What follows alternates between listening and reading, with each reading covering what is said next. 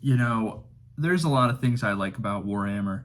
Number one, it's just such a big setting, right? And with that setting being so vast and large, there comes a point where there are so many characters we get introduced to. A lot of those characters are really cool. I'm a really big fan of that. You know what I'm not a big fan of? You know what really grinds my gears, though? Is when we get introduced to a really cool character and then we never see them again. No, I'm not talking about like Star Wars. Someone's gonna get in here and say, "Oh, there's plenty of other fantasy settings or science fantasy settings that are very large and vast and have so many cool characters."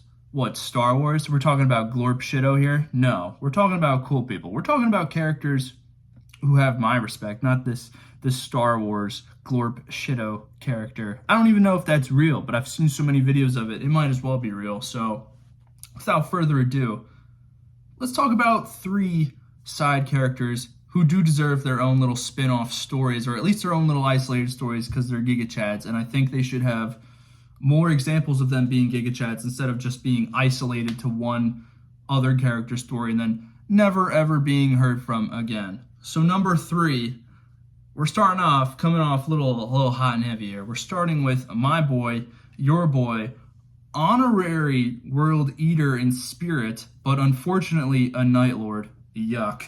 We have Uzas.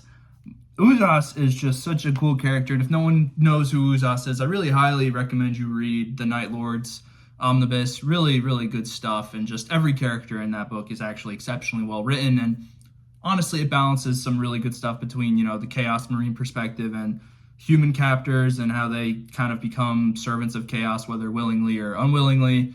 Really cool stuff, but that's not what I'm here to talk about. I'm here to talk about Uzas. Uzas is part of the First Claw, serves under Talos. Really cool character. Night Lord, that's basically, a warrior of Khorne, dude's a berserker.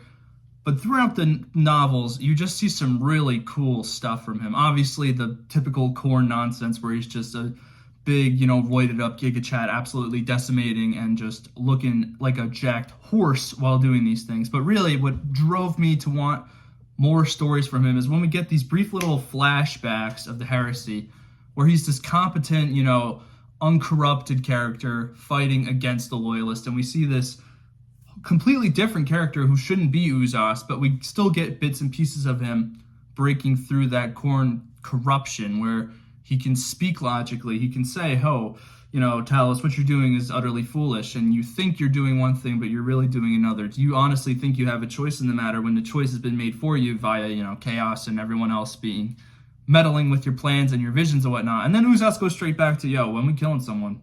When's the blood? When is this? He just is such an interesting character, but you can honestly make this argument for everybody in First Claw, but obviously, I'm a big Khorne guy, so obviously Uzas is going to take precedence over most of the people in First Claw. So that being said, Uzas would definitely be one. I'd love to see some isolated stories, maybe more the Heresy stuff, some short stories with the Heresy, maybe how we find out how he falls to Khorne, if he made that decision or if it was, again, made for him. I would love to see that.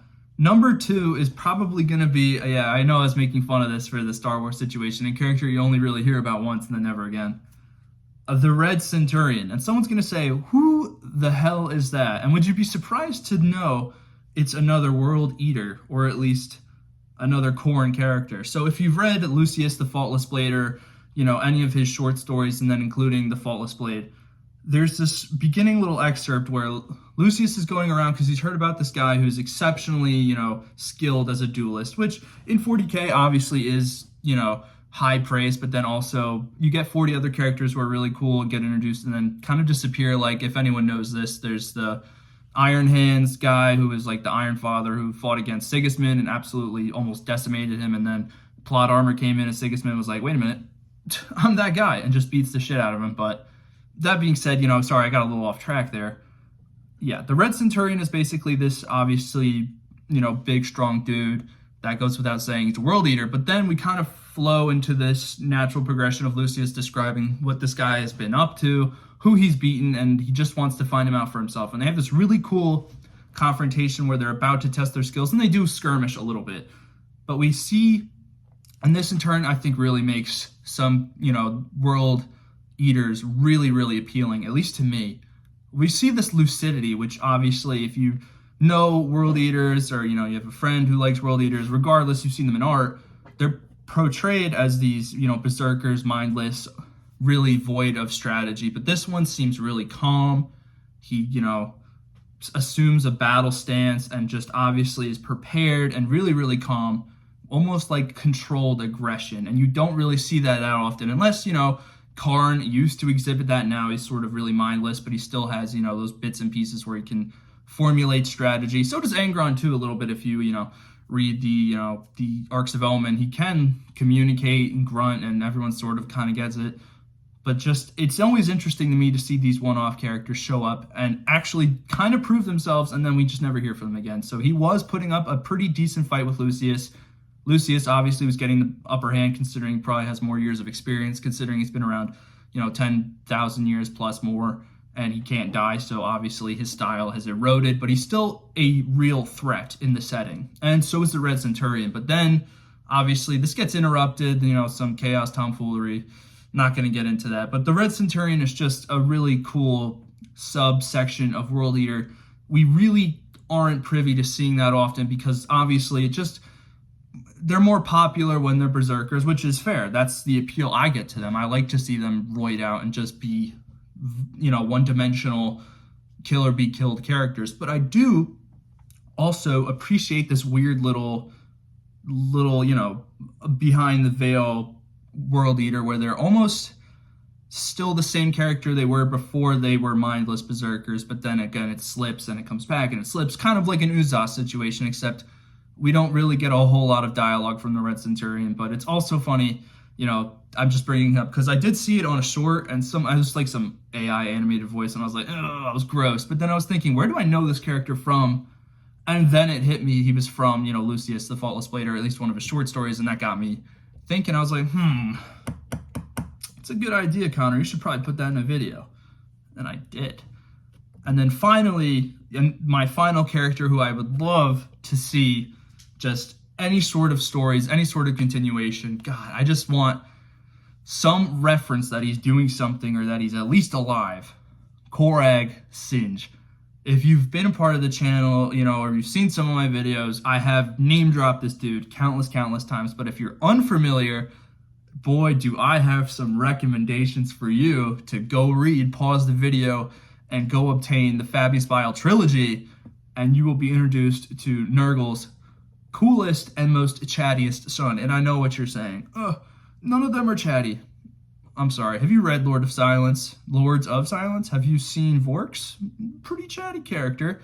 But Korag is just my favorite Death Guard guy ever. He is just a Death Guard apothecary who has been just such an interesting guy. He's been awarded this plague beast from Nurgle. It's called Pazuzu. Really, I just like that. That's like a little fun fact for the guy. But throughout it, he's constantly, throughout those stories where he's involved with Fabius Bile, because he's an apothecary, and his whole deal is he makes diseases, Fabius cures them, and he hopes one day to make a disease Fabius can't cure. And you just get to know so much about him. The author really does a good job of sort of giving us just enough details, which is what I love about Warhammer also, just enough details where we can sort of form an opinion, but keeping him mysterious enough where there's still a lot of appeal and alert to the character where I want to learn more. I need to be invested because I don't know the deeper stuff, but I know enough to also be interested. And Korag is just one of those guys. He's constantly the second smartest guy in the room, minus Fabius, obviously. He has really, really good philosophical debates with Fabius Bile, saying he's probably the greatest champion of chaos. He feeds all of chaos undivided, even though he is Slaanesha's, prized little boy. He's also everyone's prized little boy. So, he is the golden child of chaos, absolutely, unequivocally, without a doubt. And Korag brings that up. He brings up just countless ways of how Fabius can be better. And it's just very interesting to see his dynamic with pretty much everybody, because he's very likable. He's very chill. He obviously spreads Nurgle propaganda, but just in a way that's not the doom and gloom. Oh, if I looked in a mirror, perhaps I would be disillusioned with myself, but maybe that's why I don't look. Like you would get in Lords of Silence, where some of them are dreary and depressing, which is Nurgle's whole thing. Korag is very jovial in this aspect of, I'll do anything for the advancement of the Plague Father and the Plagues, and he's just so friggin' cool. And it's, I can't do it justice enough. I really think, and it's just a good trilogy altogether. If you haven't read anything Fabius Bile, please, please, please go read Manflayer, Clone Lord, and Primogenitor. So good. I would so recommend it because Korax Singe is really good, but that whole series is just so good and so, it definitely helped me get hooked on the Chaos. But those are just my characters who I think deserve some of their own little side stories. But other than that, I am curious, who do you think, which minor character in 40K do you think deserves their own little isolated story or some novels? I'm always interested in what you guys have to say. But other than that, that's pretty much it, and I will see you guys later.